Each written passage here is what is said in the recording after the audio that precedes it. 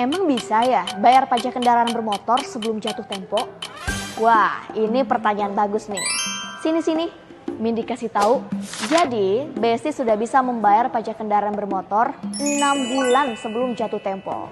Misalnya, jatuh tempo pajak kendaraan Besti tanggal 15 Desember 2025. Maka, Besti sudah bisa membayar pajak kendaraan bermotor tanggal 15 Juni 2025. Tunggu apa lagi? Daripada dinanti-nanti, mending bayar pajak sekarang juga biar bisa berkendara dengan aman dan juga tenang.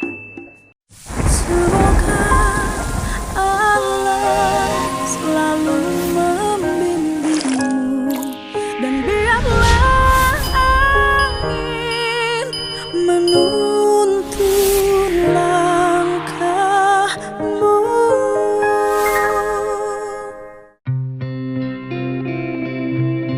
Baik, bismillahirrahmanirrahim. Assalamualaikum warahmatullahi wabarakatuh. Sampurasun.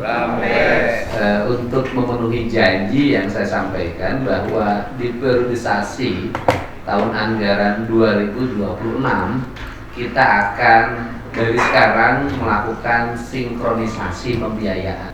Dan dari sinkronisasi pembiayaan itu kita sudah nanti ada model yang digunakan.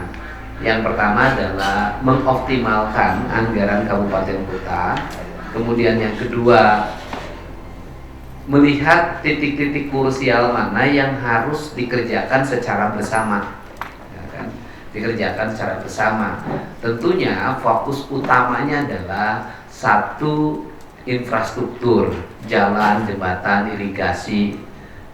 Yang kedua, infrastruktur pendidikan. Dipastikan sekolah-sekolah di SD, SMP di kabupaten kota dalam keadaan baik, layak untuk dijadikan tempat belajar. Kemudian juga diupayakan di sekolahnya ada rasio toilet yang seimbang antara murid dengan jumlah toilet. Nuhun-nuhun di 2026 itu sudah mulai dirancang pembangunan sekolah SD dan SMP itu setiap satu kelas satu toilet, itu kan itu. Kemudian yang berikutnya adalah optimalisasi berbagai bentuk layanan. Puskesmas dipastikan semua senantiasa tersedia. Kemudian di puskesmas itu harus disesuaikan dengan kondisi lingkungannya. Misalnya di lingkungan situ penyakit yang tertinggi apa, maka obat yang tertinggi di itu. Kemudian dan daerah-daerah Purwakarta, daerah Subang itu selalu terjadi orang dipatuk ular. Dan ketika dipatuk ular, hari ini tuh ahli ularnya udah nggak ada. Kalau dulu tiap desa itu ada tuh yang bisa mengobati, hari ini sudah nggak ada. Nah, sehingga serumnya harus tersedia, ya kan, di rumah, di puskesmas terdekat atau di bidan setempat di desa itu penting ya. Itu penting. Kemudian yang berikutnya adalah penyakit.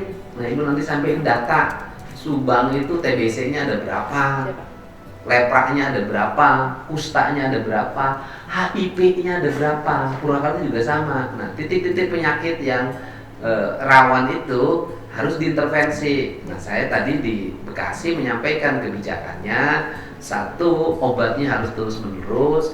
Yang kedua, ada tenaga yang mengawasi mereka, yang memotivasi, mengedukasi. Itu tenaga dari puskesmas, apakah bidan, apakah perawat atau dokter itu terserah. Tetapi dikasih insentif bonus.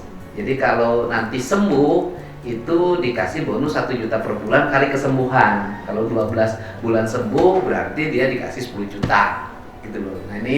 Nah kemudian si pasiennya itu selama sakit itu dikasih insentif 1 juta. Kalau saya tadi Bekasi 500 dari bupati, 500 dari gubernur. Terus kemudian karena problem dari TBC, kemudian lepra, kusta itu adalah lingkungan, maka rumahnya direhab, sanitasi lingkungannya dipastikan bersih, gitu, berjendela. Nah ini penting, pembangunan rumah baru itu, rumah sehat itu harus berjendela seperti ini. Kalau tidak ada jendela, tidak ada tempat lari, gitu. Nah ini fokus. Nah kemudian pola yang akan digunakan untuk insentif jalan, kita akan meneruskan konsepsi perjanjian dengan Mabes Angkatan Darat. Jadi nanti provinsi itu akan membangun sinergi pembangunan jalan kabupaten dengan pola karya bakti TNI, gitu Pak. Nanti di setiap kabupaten kota ada karya bakti TNI yang dibiayai oleh Pemda Provinsi Jawa Barat. Nuhun-nuhun juga karena sifatnya karya bakti TNI, Pemda Kabupaten di situ juga bareng. Misalnya arealnya 20 km, nah, karya bakti TNI misalnya alokasinya 20 miliar, sudahlah misalnya 10 miliar provinsi, 10 miliar kabupaten. Atau bisa, itu nanti dibicarakan, dari sekarang disusun karya bakti, sehingga terjadi percepatan pembangunan. Dan karya bakti itu juga nanti bukan hanya jalan, irigasi, terus kemudian normalisasi sungai, kemudian normalisasi situ atau embung. Nah, ini kan penting, jadi harus mulai, karena kalau kita ingin membangun kemakmuran rakyat di Jawa Barat, selain investasi yang dikembangkan, menurut saya yang terbaik adalah mengembalikan fungsi danau, mengembalikan fungsi sungai, mengembalikan fungsi sawah, karena berdasarkan data yang mendorong pertumbuhan ekonomi itu ternyata masih besar di sektor pertanian. Betul nggak Pak? Nah, ini yang menjadi fokus. Tetapi dari seluruh rangkaian itu kita juga secara bersama-sama, karena provinsi juga sudah bisa diakses anggarannya oleh masyarakat, bisa dibaca, bisa dilihat, sehingga ketika ada orang, Kang Deddy menggunakan buzzer pakai duit APBD, ya lihat aja buku APBD-nya ada nggak untuk bayar untuk buzzer. Nah, saya juga minta Pemda Subang, Pemda Purwakarta juga mulai hari ini terbuka. Apa isi buku APBD-nya? Orang bisa akses langsung di mana. Nanti Pak Bupatinya jelasin gitu loh. Nah sekarang kalau provinsi ngaksesnya di mana Pak Kepala Bapeda? Di jdih.jabarprov.go.id Pak. Apa itu sekali lagi? Jabar jaringan dokumentasi hukum Pak di Biro Hukum Provinsi Jawa Barat. Jadi linknya jdih.jabarprov.go.id. Sekali lagi. jdih.jabarprov.go.id. Oke. Sekali lagi. jdih.jabarprov.go.id. Oke. Nah, siap. Nah, selanjutnya Pak Bupati Subang, mangga oleh ke kita sampaikan pertama skala prioritas dulu. Tahun depan tuh apa yang dilakukan, infrastruktur jalannya, berapa angka yang diajukan gitu loh. SD berapa, rehabnya, puskesmas berapa, dan Subang itu yang paling buruk adalah rumah sakit. Iya Pak. Betul tidak? Betul. Assalamualaikum warahmatullahi wabarakatuh. Sampurasun. Terima kasih Pak Gubernur, Pak Kepala Bapeda. Izin, jadi memang kita selama 2025 ini Pak Gubernur sampai 2027 kita ada fokus penyelesaian jalan, di mana total kebutuhan jalan kita itu untuk menuntaskan jalan itu di angka 1,2 triliun. Kita buat dua skema Pak Gubernur. Jadi ada beberapa skema yang kita lakukan, di mana di 2025 ini di perubahan total murni dengan perubahan kita mengalokasikan 250 miliar untuk perbaikan jalan. Di 2026 kita target menuntaskan di 350 miliar, dan di 2027 itu targetnya 600 miliar untuk jalan.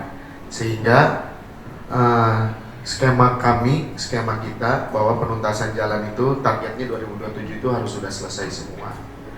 Ditambah ini di luar, ini pure yang dari APBD-nya Pak Gubernur. Di luar kita insya Allah dapat impres, dapat yang lain. Jadi kalau nanti impres dapat dan juga ada bantuan dari yang lain, bisa lebih cepat dan mungkin angkanya bisa lebih berkurang dari total yang diproyeksikan di 2026 dan 2027-nya. Selanjutnya ada beberapa program prioritas juga Pak Gubernur, di mana kita juga mau masalah pendidikan, salah satunya pengadaan seragam gratis Pak Gubernur. Sekolah jangan dulu seragam, jangan dulu. Saya pengen tahu jumlah sekolah SD dan SMP yang layak berapa di Subang. Untuk ruang kelas barangkali Pak Gubernur. Untuk ruang kelas, jadi SD itu ada 10.000 ruang kelas, Pak. Ruang kelas. Iya. Oke. Iya, yang layak 10.000 itu total dengan ruang guru dan lain-lain, Pak. Untuk ruang kelas 5.824. Yang masih baik kondisinya yang layak 1.203. Berarti tidak layaknya hampir 4.000. Iya. Sekolah nih yang tidak layak hampir Iya, bro. betul siapa guru. Iya. 4.000 tuh Pak. Artinya Betul. bahwa sekolah itu menjadi prioritas kedua, Iya. atau bisa jadi prioritas pertama gitu loh. Artinya jalan dan sekolah harus bareng. Siap. Nah, dari 4.000 itu Iya. ruang kelas yang rusak dengan Iya. asumsi satu kelas satu toilet ya. Kalau kita Iya. kan kalau pengen Betul. Bupatinya ya mantap. Itu diperlukan berapa? Ini sudah kita hitung untuk SD itu 314 miliar. 314 miliar. miliar. Iya. Nah, total itu selesai ya. Satu Iya. asumsinya satu kelas berapa harga angkanya? Untuk SD 128 juta. Kurang ya? Ini belum Nggak satu masuk. ruangan satu toilet, Pak. Iya, Kita nggak menghitungnya. masuk. Iya. Oh, iya, untuk bahan aduh SD nya terdendek gitu. Nah, Siap. provinsi berapa SD untuk SMA satu kelas harganya? 450 dengan WC, toilet, sama mebler, Pak. Oke, 405. Berarti kan harus dengan mebler kan? 450. Oke, kalau SD bisa nggak SD 350 dengan mebler, dengan toilet? Bisa, karena kan ukurannya lebih kecil. Bisa. Oke. Lebih kecil. Sekarang 350 juta kali 4.000. Sekolah negara orang, sekolah nih yang bro. Bupati teh naon we gawe sekolah rada. Oh nya pohoy. Jadi berapa, Bu? 1,4 berarti ya? 1,4 Triliun, iya. Ini dua pokok dulu. Iya. Yang Itu ketiga. baru SD, Pak. Nah, ya kan, SD kan? Baru SD. Belum SMP. Iya, belum SMP. SMP berapa? Berat. SMP untuk ruang kelasnya ada 3.854, Pak. Yang baik 2028, jadi sudah lebih bagus kalau SMP. Terus Iya. Yang rusak berat dan sedang ya. Ada 777 ruang kelas. kali 350. 582 miliar. 582 miliar. Oke, ini itu dulu yang besar-besar dulu kan. Yang berikutnya puskesmas dan rumah sakit. Itu dulu. Betul nggak? Cara hitungnya. Izin Pak Gubernur, dari 40 puskesmas yang ada, sebenarnya yang paling jelek hanya satu, Pak Gubernur, di puskesmas Jatirja. Sugan teh puskesmas Wangun Reja orang lele Masih lumayan bagus Pak, Lele. Jatirja Dari ya? Jatirja saja, karena memang sudah tidak bisa dikembangkan berhimpitan dengan desa. Dan Oke. Alhamdulillah Pak Gubernur sudah kami rencanakan, Insya Allah 2026 itu akan pindah relokasi dan sudah tersedia tanah Pemda. Oke. Dan anggarannya kami rencana dapat dari DAK. Udah. Siap. Rumah sakit daerah Subang, Cereng, kumaha ieu teh? Ya, rumah sakit Cereng sebenarnya kan kelasnya kelas B, Pak Gubernur, karena dulu sampai 382 tempat tidur. Karena ada audit dari BPJS di mana tempat rawat inap intensif harus 10% dari jumlah tempat tidur, berarti harus dipenuhi 38 ICU yang punya ventilator. Nah gini, untuk menata rumah sakit itu menjadi rumah sakit yang layak, parkirnya teh paburanta, ICU-nya teh aut-autan, itu butuh biaya berapa? Jadi ala hari ini abdi tos terus diskusi sareng kepala RSUD-na di RSUD. Jadi untuk mensiasati jumlah pasien yang terus menumpuk di IGD, karena kan permasalahan inti masalahnya itu di ICU, ruang ICU. Dan kita ini sebetulnya selama ini punya sebuah ruangan, Pak Gubernur, tapi karena terkena kasus korupsi dari tahun 2000 berapa ya? 2016. Dari Tapi 2012. parkirnya nggak beres enak parkir. Beres, parkir beres. Selieur Ente. Jadi ada sebuah gedung dari tahun 2016 sampai hari ini itu tidak bisa dipakai karena ada permasalahan di kejaksaan. Tapi alhamdulillah kemarin kita sudah berbicara dengan Pak Kajari, akhirnya bisa diberikan, tapi kan tetap perlu renovasi karena kan sudah Ya butuh investasi berapa? Itu kemarin sekitar di 20 sampai 30 miliar. Nah, itu jadi kalau itu selesai Pak Gubernur, jumlah ICU kita bisa nambah, bednya otomatis bed yang lain pun bisa mengikuti.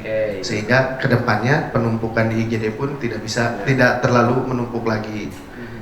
Lalu juga di samping itu beberapa fasilitas-fasilitas yang lain alhamdulillah tahun ini CT scan kita dapat dari Kementerian Kesehatan. Termasuk alhamdulillah di Subang walaupun masih ngantri kita ada hemodialisa, tapi ini jadi fokus kita pemenahan RSUD ini karena yang paling intinya permasalahan RSUD Subang ini tentang penumpukan pasiennya dan kebersihan. Dan itu Subang mah kalotoh tuh. Cicing sih teu lagu. Kalau jadi sedikeun cing Memang di antara rumah sakit daerah lain Subang salah satu yang mungkin perlu perhatian khusus. Subang mah nu bersihin mah lembur pakuan ya hungkul. Enggak gini, itu kan rumah sakit oke. Nah, Bu, ini kan kita sebagai provinsi nih. Layak nggak sih kalau kan provinsi sudah punya rumah sakit satu di Pamengpeuk punya, Lolas Asih di Kota Bandung kita punya, kemudian di Sukabumi kita punya, ya kan? Garut ya kan Pamengpeuk sudah. Oh iya betul. Ya itu lupa Pamengpeuk ke Garut. Nah terus kemudian gini, apakah di daerah Indramayu yang perbatasan utara dengan Subang itu layak nggak ada rumah sakit? Nah, izin Pak Gub, jadi ada satu rumah sakit namanya Patrol Pak. Nah itu memang antara Subang dengan Indramayu berdekatan. Itu menurut saya sudah melakukan kemarin evaluasi Pak di 3 rumah sakit yang punya Indramayu itu hanya Patrol mungkin yang memang kebetulan kurang begitu berkembang baik. Nah jadi kalau misalnya kita rencana ada pengembangan di sana, memang Patrol menjadi salah satu pilihan kita Pak. Jadi ada namanya satu mana. Jadi Indramayu itu Pak, ini Subang, ini Indramayu, ini sudah ada RSUD 45, sudah ada RSUD MIMS, di sini ada Patrol, di sini kosong Pak, yang berdekatan dengan Majalengka Pak. Nah, jadi kalau kemarin kami sudah melakukan evaluasi ya Pak. Jadi kalau misalnya Bapak itu satu, kalau Bapak mau mengangkat Patrol menjadi rumah sakit kita. Patrol rumah sakit siapa? Indramayu Pak. Daerah. Ya, kalau segi daerah betul. Bisa kemudian diambil alih. Bisa Pak, malah lebih memudahkan. Ya udah itu aja. Daripada Bapak membangun baru di. Ya udah itu aja Patrol. Bupatinya memberikan nggak kalau kita bilang?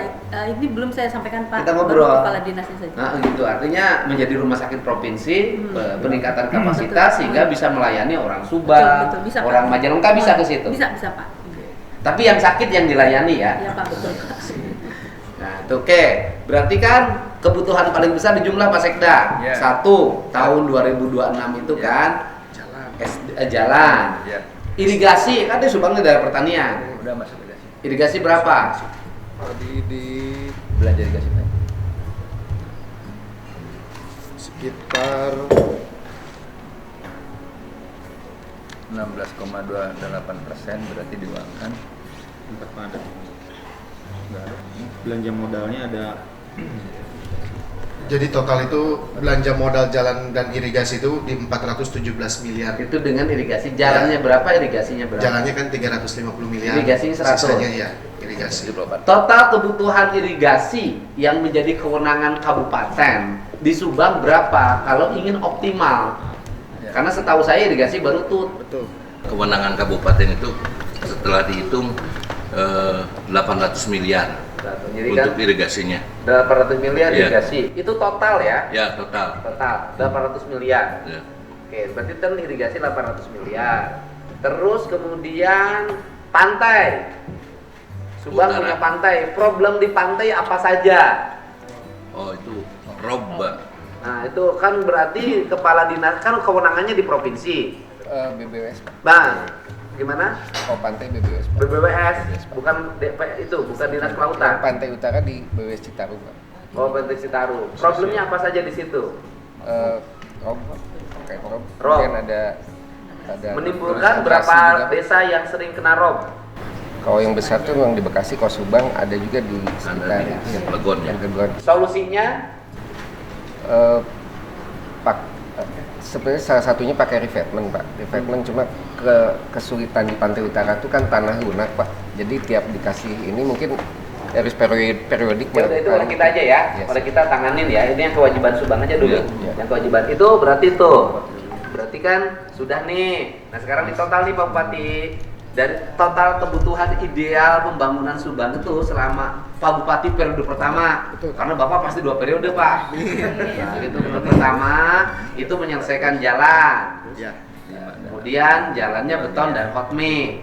Yang kedua menyelesaikan pembangunan sekolah, ruang kelas. Nah ketiga menyelesaikan pembangunan irigasi, puskesmas, rumah sakit, ya kan? Itu kan yang kebutuhan dasar pembangunan itu kan. Nah sekarang gini, tingkat di Subang kurang berapa SMA kepala dinas pendidikan? 2026 itu kebutuhan SMK kita ada 248 semuanya Pak. Gimana? Di se-Jawa Barat SMA kurang 248. Saya nanyanya Subang. Gimana sih? Di Subang belum muncul Pak ini per Dan kabupaten. harus tahu, kepala dinas harus tahu lulusan SMP Subang berapa, yang harus diterima SMA berapa, jumlah SMA negeri berapa, jumlah SMA swasta berapa. Petanya jangan mengukur seprovinsi, sekarang mulai diturunkan per kabupaten. Nah sekarang ini lulusan SD sudah tertampung semua di SMP nggak? Kan kita ingin minimal lulusan SMP. Pertanyaan saya adalah jumlah SMP negeri, SMP swasta, sanawiyah negeri dan sanawiyah swasta bisa nggak nampung seluruh lulusan SD? Bisa Pak. Sudah. Dari SD ke SMP Aman. Kelasnya cukup. Bener nih. SMP kalau dengan swasta Iya, cukup ya. Kan sekarang mah sudah ada putusan MK kan. Kalau itu kan karena sudah putusan MK maka kerjasama dengan swasta ditanggung oleh negara kan. Aman ya. Nah sekarang saya tanya, tahun ini lulusan SD berapa di Subang? 27.000. 27.000 lulusan SD. Yang diterima di SMP dan sanawiyah berapa? Ini baru negeri aja 18.000 Pak. Berarti kan masih ada 19.000 Untuk swasta. yang belum diterima, yang tidak tahu datanya. Di swasta. Nah itu swastanya di mana? Kemudian ibu tahu nggak ada berapa lulusan SD yang tidak masuk sanawiyah, tidak masuk SMP? Nah itu belum. Nah itu harus segera dikejar. Nah nanti harus sudah datanya sudah bisa diakses. Bisa nggak dimodifikasi? Ngakses. Orang akses langsung lihat di Google Kabupaten Subang lulusan SMP kan sekarang begitu Pak. Lulusan SD sekian, masuk ke SMP sekian, masuk ke sanawiyah sekian, masuk ke pesantren sekian. Yang masuk SD ke SMP negeri ini SMA sanawiyah ini sisanya yang tidak sekolah siapa saja tinggalnya di mana. Langkah kita apa? Bisa kan? Awas ya. Siap, Pak. Oke, 2 minggu saya kasih waktu untuk bisa itu. Bu, Pak Bupati harus begitu. Nanti tinggal lihat di sini. Jadi kalau ditanya tidak ngatur jangan buku. Awas, Purwakarta kalau tidak tahu sama dengan bukunya nanti ya. Tidak tahu, Pak. Harus bisa itu, harus gue sendiri di handphone Bupati harus sudah bisa lihat. Yang anak SD tidak meneruskan ke SMP namanya ini. Nah, kita kejar. Maksud saya hari ini kita kejar. Tidak ada putus sekolah. Nggak ada putus sekolah. Kita tanya, kita panggil orang tuanya kenapa nggak sekolahin, nggak penerusin. Gitu loh. Intervensi harus masuk. Karena negara mewajibkan. Karena negara mewajibkan harus. Siap Pak Bupati? Mantap.